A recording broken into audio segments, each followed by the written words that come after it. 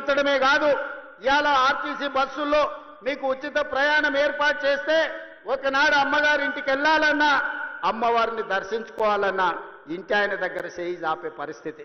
ఇవాళ మా అక్కలు చెప్పాలి, ఆ ఇంటి ఆయన పని మీద బాయికాడిపోతే అక్క అమ్మగారి ఇంటికి పోయి అమ్మని చూసి మళ్ళీ వెనక్కి వచ్చేటట్టు ఉంది. చేయి ఆపితే బస్సు ఆగుతుంది, ఇంటికాడ దించిపోతుంది. ఎవరైనా ఈడున్న మా అక్కల్ని అడుగుతున్నా, అక్క ఎవరైనా ఒక్క రూపాయి అడుగుతురా మిమ్మల్ని బస్సులల్లా? ఏ బస్సు ఎక్కినా ఉచితంగా మిమ్మల్ని తీసుకెళ్తురు కదా. ఇది ఇందిరమ్మ రాజ్యంలోనే సాధ్యమైంది. స్వతంత్రం వచ్చినప్పటి నుంచి కానీ తెలంగాణ రాష్ట్రంలో కానీ ఉచితంగా బస్సు ప్రయాణం జరిగిందా ఎన్నడైనా మీరు ఆలోచన చేయండి. ఇవాళ ఈ 18 నెలల 6,500 కోట్లు మా ఆడబిడ్డల కోసం ఉచిత బస్సు ప్రయాణానికి ఇవాళ మనం ఖర్చు పెట్టడం జరిగింది. మేము ఖర్చు అనుకుంటలేం, మా ఆడబిడ్డల ఆత్మ గౌరవం కోసం మేము ఇచ్చే ఆడబిడ్డ కానుక అని ఈ ప్రభుత్వం అనుకుంటున్నది. మీ సోదరుడుగా మీ రేవంత్ అన్న ఇది ఆడబిడ్డకు కానుకగా, మీ అన్నగా మీ తమ్ముడుగా మీకోసం పెడుతున్న పెట్టుబడి అని నేను ఈరోజు అంటున్నా. అదేవిధంగా ఇవాళ ఉచితంగా ఆర్టీసీ బస్సులో ప్రయాణం చేయడమే కాదు, ఈ ఆర్టీసీ బస్సులకే యజమానులను చెయ్యాలని ఆడబిడ్డలకు 600 బస్సులు కొనిచ్చి ఆర్టీసీకి కిరాయికి పెట్టి ఇవాళ 600 బస్సులు 1000 బస్సుల వరకు పెంచాలి.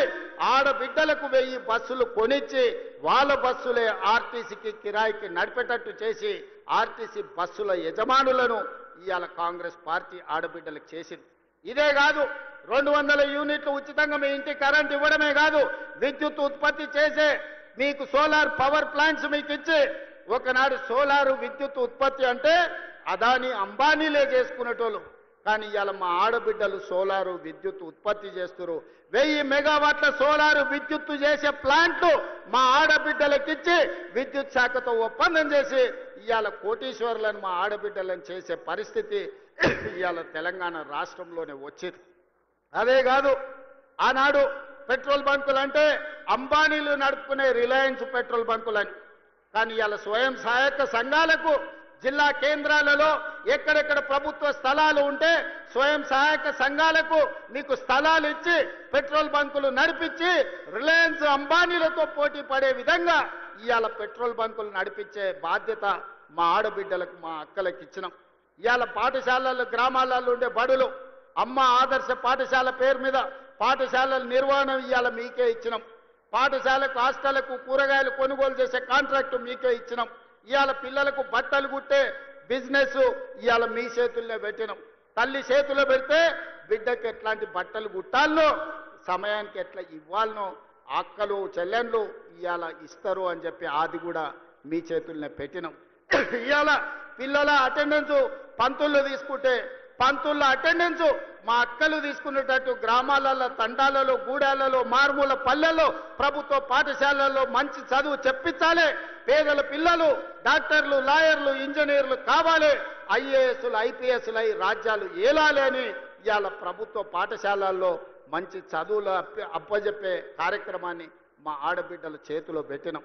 ఇవాళ మీ చదువుకున్న పిల్లలు ముఖ్యంగా నల్గొండ జిల్లా ఉస్మానియా యూనివర్సిటీ కేంద్రంగా ఏ ఎస్ఐ మా మహబూబ్ నగర్ జిల్లాలో ఎవరిని గదిలిచ్చినా ఏం పేరయ్యా ఏ ఊరయ్యా అంటే ఎవరైనా నల్గొండ జిల్లా అని చెప్తారు. ఇవాళ ఎస్ఐలు కానిస్టేబుల్ ఇవాళ డిఎస్పీలు అంటే నల్గొండ జిల్లా కేంద్రం.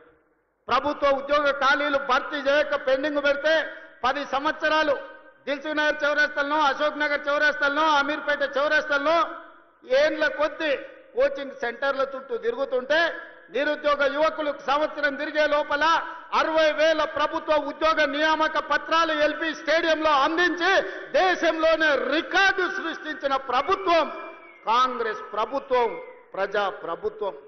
ఇవాళ ఈ వేదిక మీద నుంచి నేను మాటిస్తున్నా, 2.5 సంవత్సరాలు ఈ ప్రభుత్వం పూర్తి చేసుకునే లోపల 1,00,000 ప్రభుత్వ ఉద్యోగాలు ఇచ్చి 1,00,000 మంది నిరుద్యోగ యువకులను ఉద్యోగాలు కల్పించి వాళ్ళ కుటుంబం ఆత్మ గౌరవంతో బ్రతికే విధంగా ఉజ్వల భవిష్యత్తు అందించే విధంగా ఈ ప్రభుత్వం చర్యలు చేపడుతుందని చెప్పి నేను ఈ సందర్భంగా తెలియజేస్తున్న మిత్రులారా ఇవాళ ఆలోచన చేయండి. 10 ఏళ్ళు వాళ్ళ చేతుల్లోనే ఉన్నది. 20 లక్షల కోట్లు చంద్రశేఖరరావు చేతికి వచ్చినాయి. 1,00,000 కోట్లు పెట్టి కట్టిన కాళేశ్వరం ఇవాళ కూలేశ్వరం అయిపోయింది. కట్టింది కూలింది 3 ఏళ్లలోనే అయిపోయింది. వెనకకెవడో బుద్ధిమంతుడంట పందిరేస్తే కుక్కతోక తలిగి కూలిపోయిందంట. చంద్రశేఖరరావు కట్టిన కాళేశ్వరం 3 ఏళ్లలో కూలేశ్వరమైంది. నేను అడుగుతున్న ఇవాళ ఈడికి వచ్చిన వాళ్ళని, ఇంజనీర్లను, తెలంగాణ మేధావులను ఆలోచన చేయండి. 60-70 ఏళ్ల కింద మేము కట్టిన నాగార్జున సాగర్ ఎట్లుంది, మేము కట్టిన మూసీ నది ఎట్లుంది, మేము కట్టిన శ్రీశైలం ఎట్లుంది, మేము కట్టిన శ్రీరామ్ సాగర్ ఎట్లుంది, మేము కట్టిన కల్వకుర్తి ఎట్లుంది, భీమా ఎట్లుంది, నెట్టంపాడు ఎట్లుంది, కోయిల్ సాగర్ ఎట్లుంది, జూరాల ప్రాజెక్ట్ ఎట్లుంది. మాట్లాడదామా, చర్చ చేద్దామా? నాగార్జున సాగర్ కట్ట మీద మేం కట్టింది ఎట్లుందో, మీరు కట్టిన మేడిగడ్డ సుందిల్ అన్నారం పోదామా? ఆడనే కూలిన కూలేశ్వరం కాడ మిమ్మల్ని ఉరి తీసిన తప్పు లేదు. మీరు కట్టుడు 1,00,000 కోట్లు మింగి తెలంగాణ ధనాన్ని దోసుకుని ఇవాళ 3 అడుగులైన ఆనాడు ఎట్లుండే, ఈనాడు ఎట్లున్నాడో మీరు ఒక్కసారి ఆలోచన చెయ్యండి. ఆనాడు గంజి కష్టం ఉన్న 3 అడుగులైన ఇవాళ బెంజ్ కార్లలో తిరుగుతుండే ఎక్కడి నుంచి వచ్చినావో మీరు ఒక్కసారి ఆలోచన చేయండి. ఇవాళ మీరు మమ్మల్ని పని చేయలేదంటారా? ఇవాళ తుంగతుర్తికి పెద్దలు ఉత్తమ్ కుమార్ రెడ్డి గారు చెప్పిండ్రు, దేవాదుల నుంచి ఇక్కడికి నీళ్లు తేవాలే ప్యాకేజ్ నెంబర్ 6 నుంచి అని. ఈ వేదిక మీద నుంచి నేను మాట ఇస్తున్నా, తుంగతుర్తి శాసనసభ నియోజకవర్గానికి దేవాదుల ద్వారా గోదావరి జలాలను తరలించి మీ ప్రాంతాన్ని సస్యశ్యామలం చేసే వరకు మా ప్రభుత్వం విశ్రమించదు. మేము ఖచ్చితంగా పని చేసి చూపిస్తామని నేను ఈరోజు చెప్పదలుచుకున్నా. ధర్మారెడ్డి కాలువ కావచ్చు, పిలాయిపల్లి కాలువ కావచ్చు, బునియాది కాలువ కావచ్చు, SLBC టన్నెల్ కావచ్చు, ఆనాడు మేము మొదలు పెడితే నువ్వు పూర్తి చేయలేకపోయినావు.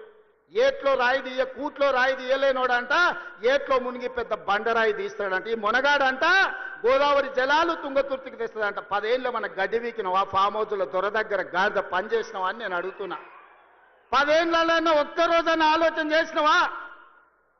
తులసి వనంలో గంజాయి మొక్కలాక ఆడు ఒక్కడి గెలిచి ఏకలింగం ఏందేందో మాట్లాడుతున్నాడు. ఆ కాంగ్రెస్ పార్టీ కార్యకర్తలారా మీరే చూసుకోండి. ఆ ఏకలింగంను ఇవాళ ఈ నల్గొండ జిల్లా తులసి వనంలో ఒక గంజాయి మొక్క మొలిసింది.